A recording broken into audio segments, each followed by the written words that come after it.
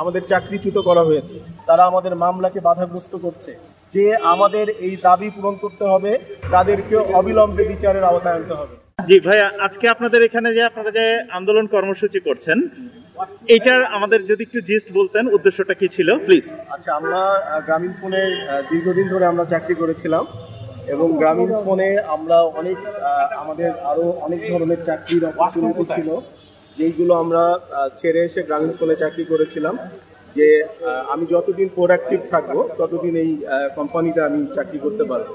কিন্তু দুঃখজনকভাবে গ্রামীণ ফোন যেটা করেছে, ডিআরএসের নামে ৩,৫০০ কর্মীকে তারা চাকরিচ্যুত করেছে এবং এই কাজটা তারা তখন করেছে যখন তারা প্রচণ্ড লাভজনক অবস্থায় ছিল, যেখানে আমরা দেখি যে বাংলাদেশের একটা ডুবন্ত কোম্পানি, তার এমপ্লয়ীদের টার্মিনেট করা যায় না।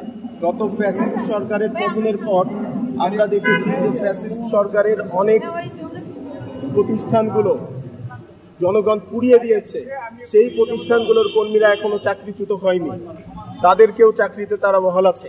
সেখানে গ্রামীণ ফোনের মতো একটা লাভজনক প্রতিষ্ঠান থেকে আমাদের চাকরিচ্যুত করা হয়েছে এবং আমরা এতদিন বের হতে পারিনি। এটার একমাত্র কারণ ছিল গত যে স্বৈরাচার সরকার ছিল, স্বৈরাচার সরকারের সাথে গ্রামীণ ফোনের একটা আঁতাত ছিল। তারা এই আঁতাতের মাধ্যমে আমাদেরকে রাজপথে বের হতে দেয়নি, যার জন্য আমরা এখন এই পরিবর্তিত পরিস্থিতিতে বের হয়েছি। আমরা ৩ দফা দাবি নিয়ে এসেছি।